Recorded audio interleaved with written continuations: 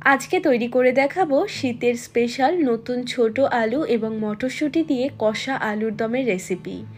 এই आलुर दमेर साथे कड़ाईशुटिर कचुरी बा लुचि होले तो आर कोनो कथाई नेই। आजके सम्पूर्ण निरामिषभावे आलुर दमेर रेसिपि तैरी करे देखाबो एकटा स्पेशल मशला तैरी करे, जार कारणे आलुर दमेर स्वाद किन्तु अनेक गुण बेड़े जाबे। এইভাবে অবশ্যই তৈরি করে দেখবে, দুর্দান্ত লাগে খেতে। তাহলে চলো আর কথা না বাড়িয়ে আজকে দুর্দান্ত স্বাদের আলুর দমের রেসিপিটা দেখে নেওয়া যাক। নমস্কার, আমি সুস্মিতা, আমার রান্নাঘরে সবাইকে স্বাগত জানিয়ে শুরু করছি আজকের রেসিপি। তো নিরামিষ আলুর দম তৈরি করার জন্য সবার প্রথমে আমরা আলুটাকে সেদ্ধ করে নেব।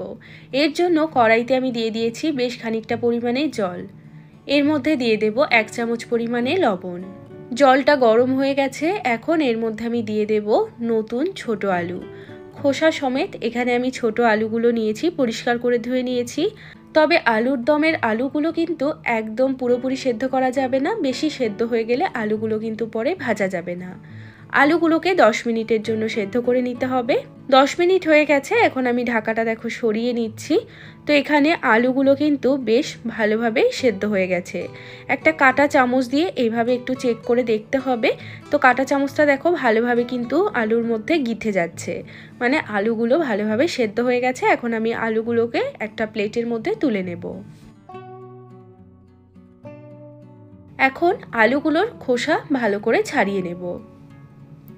তো সমস্ত আলুর খোসা কিন্তু আমি এখানে ছাড়িয়ে নিয়েছি।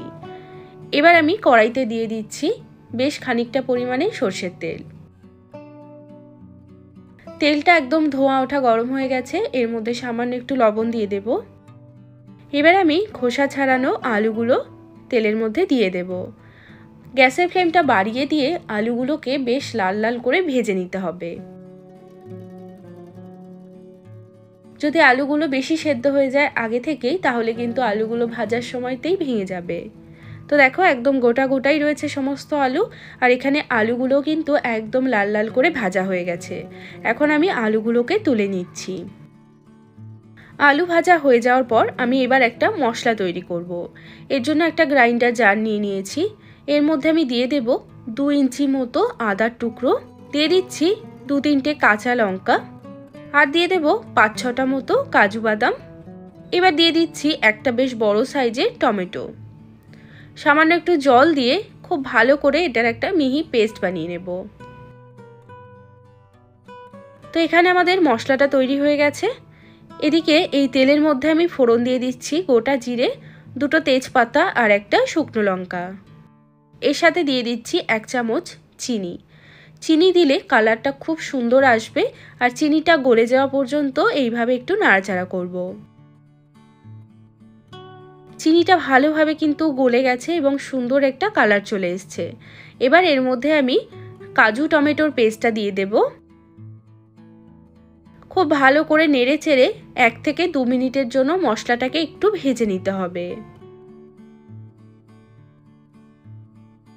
2 মিনিট মতো মশলাটাকে ভেজে নেওয়ার পর এখন এর মধ্যে আমি দিয়ে দিচ্ছি স্বাদ মতো লবণ, দিয়ে দিচ্ছি সামান্য একটু হলুদ গুঁড়ো, 1 চামচ দিয়ে দিলাম কাশ্মীরি লঙ্কার গুঁড়ো, 1 চামচ দিয়ে দেব ভাজা জিরে গুঁড়ো, 1 চামচ ধনে গুঁড়ো। এবার মশলাটাকে খুব ভালো করে কষিয়ে নিতে হবে। তো মশলা কিন্তু ভালোভাবে কষে গেছে, মশলার থেকে পুরো তেলটা আলাদা হয়ে গেছে। তো এখন আমি এর মধ্যে অ্যাড করে দেব মটরশুঁটি। এখানে আমি মোটামুটি 1/2 কাপ মটরশুঁটি নিয়েছি। তার সাথে দিয়ে দিচ্ছি ভেজে রাখা আলু। মটরশুঁটিটা আগে থেকে দিয়ে দিলে কিন্তু খুব তাড়াতাড়ি নরম হয়ে যাবে এবং রান্নার পরে মটরশুঁটিগুলো একদম গলে যাবে। তাই জন্য মটরশুঁটিটা খুব আগে থেকে কিন্তু দেওয়ার কোনো প্রয়োজন নেই। এবার অল্প জল দিয়ে আলুটাকে খুব ভালো করে মশলার সাথে 7-8 মিনিট মতো সময় নিয়ে কষিয়ে নিতে হবে।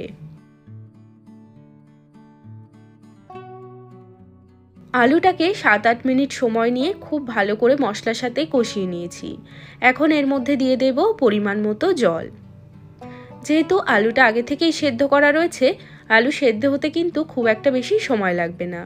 5-6 মিনিটের জন্য এবার আলুর দমটাকে ঢাকা দিয়ে দেব। যতক্ষণ আলুর দমটা তৈরি হচ্ছে ততক্ষণে এই আলুর দমের একটা স্পেশাল মশলা আমি তৈরি করব, যার কারণে আলুর দমের স্বাদটা একদম অন্যরকম হবে। এর জন্য একটা ফ্রাই প্যান নিয়েছি, এর মধ্যে দিয়ে দিচ্ছি 3-4টে মতো এলাচ, দিয়ে দিচ্ছি 3টে মতো লবঙ্গ, একটা দারচিনির টুকরো, আর দিয়ে দিলাম সামান্য একটুখানি জায়ফল, দিয়ে দিচ্ছি হাফ চামচ সামরিচ। সামরিচ যদি না থাকে সামরিচের পরিবর্তে গোলমরিচও তোমরা ব্যবহার করতে পারো। দিয়ে দিলাম একটা তেজপাতা, আর দিয়ে দেব 1 চামচ মতো পোস্ত।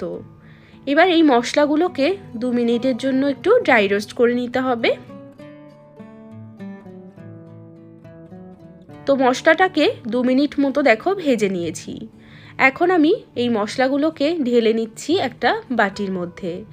এবার এই মশলাগুলোকে একটু ঠান্ডা করে ভালো করে গুঁড়ো করে নিতে হবে, তাহলেই কিন্তু আলুর দমের স্পেশাল এই মশলাটা আমাদের তৈরি।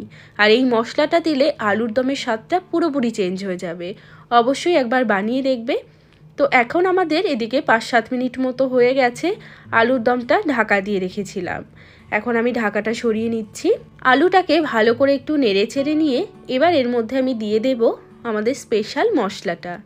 এই মশলাটা দিলেই কিন্তু আলুর দমের স্বাদটা একদম অন্যরকম আসবে। তার সাথে দিয়ে দিলাম সামান্য একটু ঘি। এখন মশলাটাকে আলুর দমের মধ্যে ভালোভাবে নেড়েচেড়ে মিশিয়ে 2 মিনিটের জন্য ফুটিয়ে নিলেই কিন্তু তৈরি হয়ে যাবে দুর্দান্ত স্বাদের এই আলুর দম।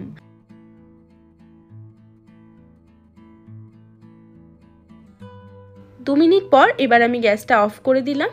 তো দুর্দান্ত স্বাদের এই নিরামিষ আলুর দম কিন্তু আমাদের একদম রেডি। আমিষ আলুর দম যেরকম সুস্বাদু হয়, নিরামিষ আলুর দমও কিন্তু এইভাবে তৈরি করলে একদম মুখে লেগে থাকবে। আর এই আলুর দমের সাথে কড়াইশুঁটির কচুরি বা লুচি হলে তো আর কোনো কথাই নেই। পোলাও, ফ্রাইড রাইসের সাথেও কিন্তু এই আলুর দমটা খেতে দারুণ লাগবে। অবশ্যই এইভাবে একবার নিরামিষ আলুর দম তৈরি করে দেখবে, এর স্বাদ একদম মুখে লেগে থাকবে। তো আজকে এই আলুর দমের রেসিপি তোমাদের কেমন লাগলো একটা লাইক করে কিন্তু আমাকে অবশ্যই জানাবে। চ্যানেলটিকে সাবস্ক্রাইব করে রাখতে পারো তোমরা যদি এরকম আরও অনেক ভিডিও দেখতে চাও। সবাই ভালো থাকবে, সুস্থ থাকবে। আমি আবারও চলে আসবো অন্য কোনো রেসিপির সাথে। আজ এ পর্যন্তই, টাটা।